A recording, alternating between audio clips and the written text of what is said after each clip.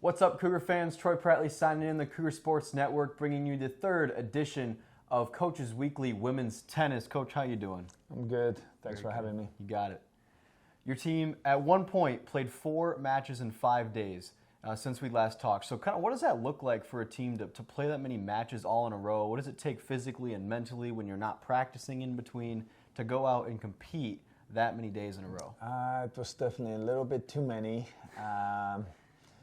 I'll take that on me.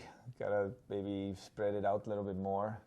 But they were fighting through, but they spent a lot of time in athletic training room too. That's not always a bad thing. Yeah. They do a good job over there. Yeah, they do. They do. Yeah. Well, at one point in that series of matches, your team picked up a win 7-2 against Marian. So what was different about that game that allowed you guys to pull off a win there?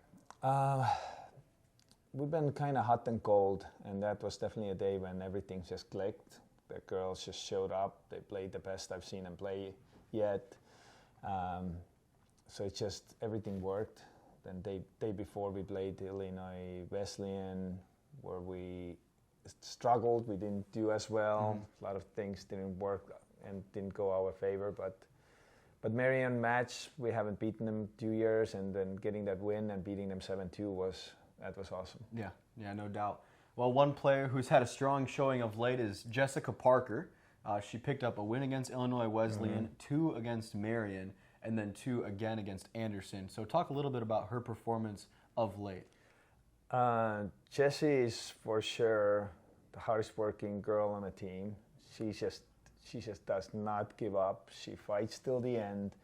If she gets beaten, then somebody really beat her. Yeah. She never loses. So she was fighting like no other to get those wins. Great performance from her. It was just good play. Your last 2 matches, you've played IIT and MSOE, both to 5-4 losses. So can you talk a little bit about that, like mentally? How do you rebound from that in these last couple days of practice, just coming off of 2 tough, close losses like that? So MSOE was very close because we played St. Norbert day before and we lost to St. Norbert, and MSOE beat St. Norbert really easy. So the mentality going to that match was just like, hey, let's just go and fight and throw everything at them.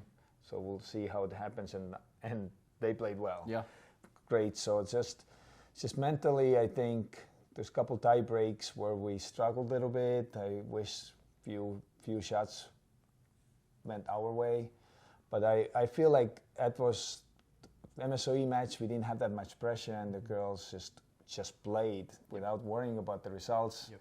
And that's how we got close.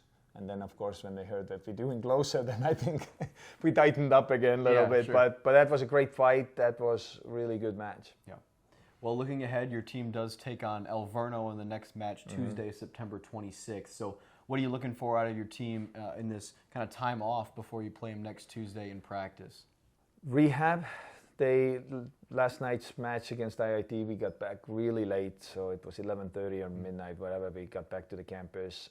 There were a lot of long matches. The whole match, I think, took us like 4 hours. So Jessica played the longest match ever. So just to make sure that they get a weekend off finally, get a little bit of break. Some of them going home, hopefully getting some home cooked meal, and they're ready to come back on Monday and start practicing. We still have practice tomorrow, but just basically rehab just to recover a little bit. Yeah, sure.